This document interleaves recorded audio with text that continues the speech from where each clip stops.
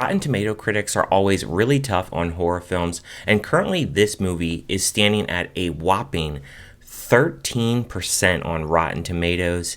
So is it really deserving of that score? I'm gonna have to agree.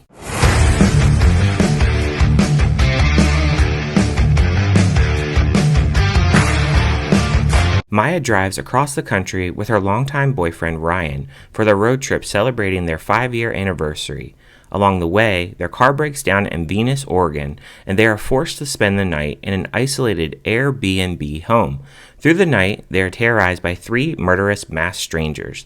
The film stars Madelaine Petsch, Froy Gutierrez, and was directed by Renny Harlin, and he's done films like A Nightmare on Elm Street 4, The Dream Master, Long Kiss Goodnight, Deep Blue Sea, Die Hard 2, and Cliffhanger. Little background on The Strangers. Now, that film came out in 2008, and I thought that film came out at the perfect time because I was 19 years old. I was really getting into horror. I got into horror a lot later in life. Now, fast forward to Strangers 2, and I didn't really like that film that much. Now, that film was in development hell for a long time. They switched directors around. It was announced in 2009, and they finally filmed it in 2017. And when it came out in 2018 in theaters, I left that theater very disappointed, and it just felt like a film that was nothing of the original, even though it did have its own style. Now we have a new trilogy that's been announced, and we start here with The Strangers Chapter 1. Now, when I saw the trailer for this, I was like, this looks like the same exact thing as the original.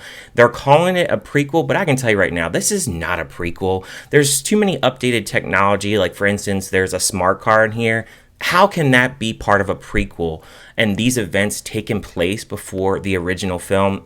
I don't buy it whatsoever. Maya and Ryan, they are driving. We find out this is their 5-year anniversary, and they start to actually make out in the car, in which they almost crash. They end up in this town called Venus, Oregon. They stop and they see this diner right across from a mechanic shop. You see these mechanics looking at them very creepily, and you already know before they go into the diner, they're going to mess with their vehicle. So they go into the diner, they're getting their meal, and not everyone is really treating them that great. You have this one woman who is really getting on to Ryan at the fact that he has not put a ring on her finger. And also there is a little poster that's on a bulletin board that shows a guy that went missing. They talk about him a little bit. Before you know it, after they have their meal, they go out to start their car and it doesn't start. So they actually leave it there for the mechanics to fix because they apparently say it's an alternator and they need a place to stay. So the town actually recommends this Airbnb. So they end up going to this Airbnb. One of the waitresses says, "Hey, I'll drive you there," which I like the start of that because you really see that these townspeople, they're very creepy, and I was like, well, maybe they're going to be really involved with certain things going on in this film. So I did like the start of the film in that aspect. When they get to the Airbnb, I did like the aesthetic of it. I thought the colors looked really great, and I like how it's just a little bit different from the actual original film.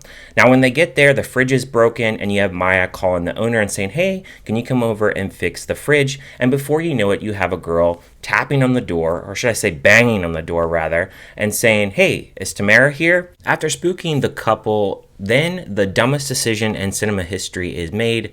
Ryan says, "Hey, you know what? I'm really hungry. I forgot my inhaler because he has asthma." And he's like, "I'm going to go down and I'm going to go fetch my inhaler and I'm going to get us some food."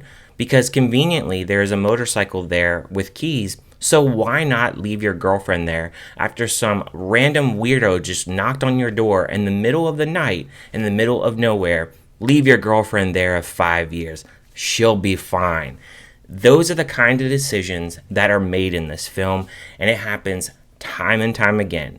Now, there's also scenes in here where obviously the killers are in the house, and when they're there, they're leaving their cell phones out, which on one end, they do this a couple times on occasion. Now, the first time when they're spooked, obviously she doesn't know that the killer is actually there and their phone goes missing, then finds their phone a little bit later. At that point, when my phone has been moved, I would have kept that phone in my pocket. So I didn't understand that choice either. But one thing that really differs from the original film here is I felt like this house was kind of claustrophobic. I felt that there was no way that the characters, when they're sitting there, maybe looking at their phone or doing something else, and the killers are there in the background, how could you not notice that they're actually there? Because compared to the original house was used a lot better. I felt like here there was no tension at any point.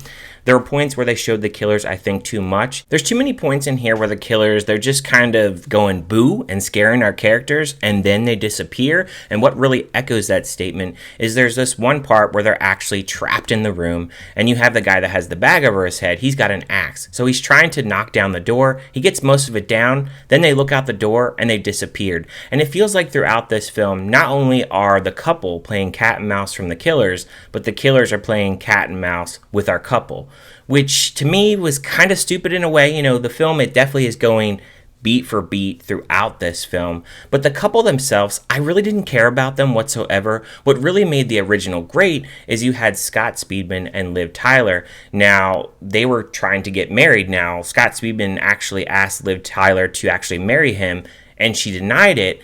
And you see this turmoil between them as a couple. Now, I just didn't feel like this couple had really any turmoil. They felt like they were just kind of this happy-go couple. They're always hugging each other throughout the scenes and just loving on each other. So on that aspect, I didn't really feel like there was any struggle between them as a couple. Also in the original, there is Scott Speedman's friend that comes over and he accidentally shoots them dead, which was a big impact because it was somebody that he actually knew. Now, they do something very similar to that in this film. It's a little bit different how they actually did it, but it didn't have the impact that the original really had. And I think that's something where this film is really lacking. I felt like they did not really pay attention to certain details in the original that made it good, that made us actually care about the characters and their whole situation. And I just felt like with this film, they just didn't really care. The music in here I thought was not very effective. In the original film, they would have these happy kind of music that would play, but it also was really creepy because it really made it feel like you were just kind of on the edge of your seat. Even though this happy music would be playing in the background, there would be silence, then there would be the music playing, and then you were just like, okay, is the killers actually lurking around the corner? They don't do that whatsoever, because I think the aesthetic and how the house that they actually chose, I just don't really think it has as much depth as the original house. And also, they really overplay this piano song in here, which I thought was just like, this is pretty generic. Pretty sure we've heard this many of times. So I wasn't really happy with the music choices either. Now, the acting overall, I felt the boyfriend, Ryan, I thought he was not good whatsoever. Now, Maya, I thought she was okay. I thought there were points where she was maybe overacting a little bit, maybe underacting a little bit as well in certain points, but I didn't think she was terrible. But I also think some of the material that she's actually given is kind of stupid. The ending had me laughing as well, and they obviously set it up for chapter 2, and I don't know if they're going a Halloween route. I won't mention which film to not spoil the ending, but I was just like, oh my gosh, are you serious? You know, it felt kind of Scooby-Doo-ish, that's for sure. So, unfortunately, I definitely did not like this film. I think if, obviously, they're making this second film, I really hope that whatever they decide to do, that they give a little bit more time and care into the characters. Now, obviously, I would think the second one is just going to be something completely original of their own, but maybe it might not be after watching this film. So as far as the score for this film, I would give it a 1 out of 5. This was a very boring film.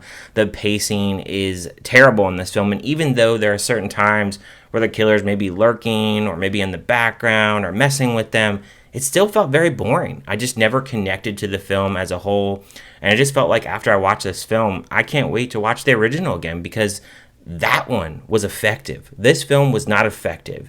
It was lazy, it was boring, there was no creativity whatsoever. Let me know down in the comments, what did you guys think of The Strangers Chapter 1? Did you like it? Did you hate it? Did you just think it was kind of meh? And if you haven't checked it out yet, are you going to check it out in a theater? Are you going to stream it? Or are you going to skip it altogether? Thank you guys for watching as always, and I will see you guys next time.